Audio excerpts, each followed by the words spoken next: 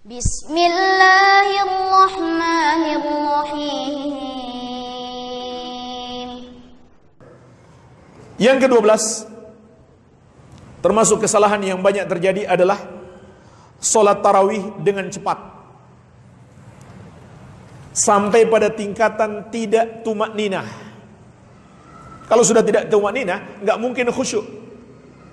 Kalau sudah tidak tumakninah, tidak mungkin khusyuk. Dan tumakninah adalah rukun sholat. Rukun sholat kalau tidak ada, menjadikan sholat itu batal. Makanya kepada al-musi' sholatahu, orang yang salah dalam sholatnya, ketika dia tidak tumakninah,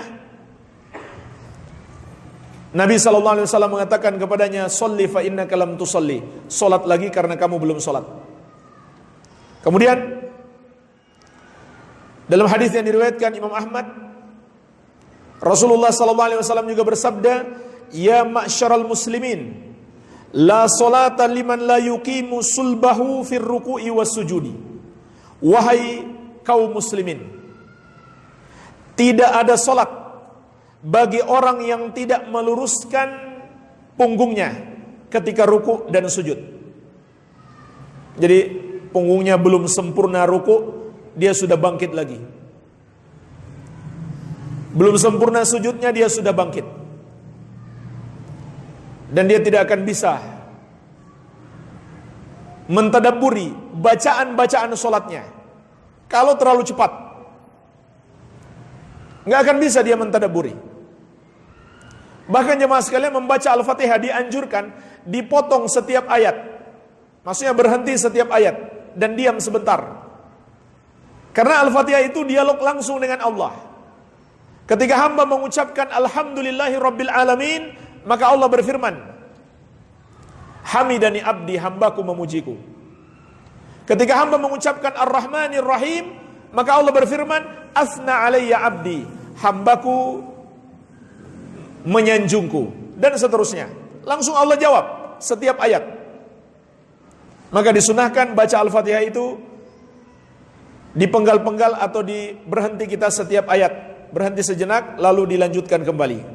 Baik, ini termasuk kesalahan yang bahkan sampai membatalkan sholat, tidak tumakninah. Jemaah sekalian, pendapat yang lebih kuat, sholat tarawih itu tidak masalah. Mau 8, mau 20, lebih pun tidak masalah. Karena Nabi SAW mengatakan, sholatul laili masna masna, sholat malam itu dua-dua. 2 rakaat salam, 2 rakaat salam, 2 rakaat salam, 2 rakaat salam, dan seterusnya. Jadi bisa berapa saja. Makanya berdasarkan hadis ini juga kurang tepat kalau kita bikin 4 rakaat salam. Karena hadis mengatakan 2 rakaat salam. Adapun hadis yang menyebutkan 4 rakaat Nabi SAW sholat, kemudian beliau berhenti, itu maksudnya beliau beristirahat. Beliau beristirahat sebelum melanjutkan ke rakaat berikutnya. Jadi bukan maksudnya beliau sekaligus 4 rakaat baru salam. Itu pendapat yang lemah. Pendapat yang kuat adalah 2 rakaat salam, 2 rakaat salam. Hadis ini mengatakan 2 rakaat salam, 2 rakaat salam. Tidak ada batasan. Maka pendapat yang lebih kuat, sholat tarawih itu tidak ada batasan. Tapi seandainya kita ikut Nabi SAW, kebanyakan sholat beliau 11 rakaat, maka itu bagus. Tapi usahakan juga kita ikuti panjangnya. Jangan hanya ikut jumlahnya, tapi nggak ikut panjangnya. Makanya sebagian ulama mengatakan, kalau kita mau pendek-pendek saja, lebih bagus 20. Jadi lebih panjang sholat kita. Iya. Nah jemaah sekalian, yang ingin saya ingatkan, jangan sampai mau sholat banyak, lalu kemudian buru-buru. Itu dia masalahnya. Pinginnya 20 rakaat supaya banyak, tapi kemudian pembalap pun kalah. Ya. Sholatnya cepat sekali.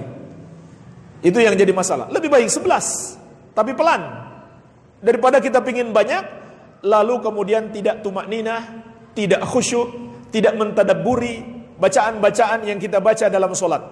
Iya. Kemudian yang ke-13, membaca zikir-zikir dan doa-doa yang dibuat-buat sendiri, yaitu di antara 2 rakaat sholat tarawih, dan dilakukan secara terus-menerus. Maka jemaah sekalian, ini termasuk bid'ah. Disebutkan dalam fatwa Lajnah Daimah, al-adhkar awi salah ala Nabi sallallahu alaihi wasallam jama'atan ikbas salah faridatan aw nafilah aw baina raka'at at-tarawih bid'atun muhdatsatun. Zikir-zikir atau bersalawat kepada Nabi SAW secara berjamaah setelah sholat wajib atau sholat sunnah, atau di antara rakaat sholat tarawih, maka itu adalah bid'atun muhdatsatun, perbuatan bid'ah yang dibuat-buat. Jadi nggak ada zikir dan doa khusus di antara sholat tarawih, tidak ada. Tidak ada zikir dan sholat dan bacaan khusus di antara rakaat sholat tarawih. Begitu pula setelah sholat tarawih atau setelah sholat witir, kecuali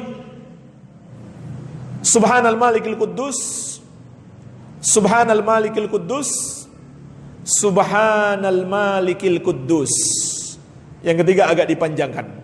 Itu ada dalilnya, dibaca setelah witir. Tapi kebanyakan yang kita lihat di masjid-masjid, mereka buat sendiri, mereka rangkai sendiri. Makanya seringkali beda juga satu masjid dengan masjid yang lain bacaannya. Entah mereka dapat dari mana.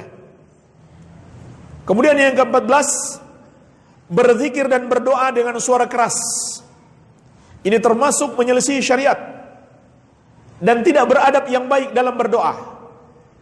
Kecuali di tempat-tempat khusus dianjurkan untuk keras. Tapi secara umum pada asalnya berdoa itu diperintahkan untuk pelan-pelan. Begitu pula berzikir.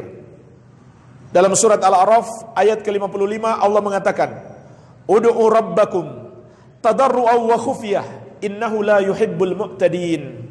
Berdoalah kepada Rabbmu dengan merendah diri dan suara yang lirih, yang lembut. Jadi enggak boleh keras-keras. Sesungguhnya Allah tidak mencintai orang-orang yang melampaui batas. Kita khawatir berdoa keras-keras itu melampaui batas. Kemudian di surat Al-A'raf ayat 205 Allah berfirman, "Wadhkur rabbaka fi nafsika tadarru'an wa khifatan wa dunal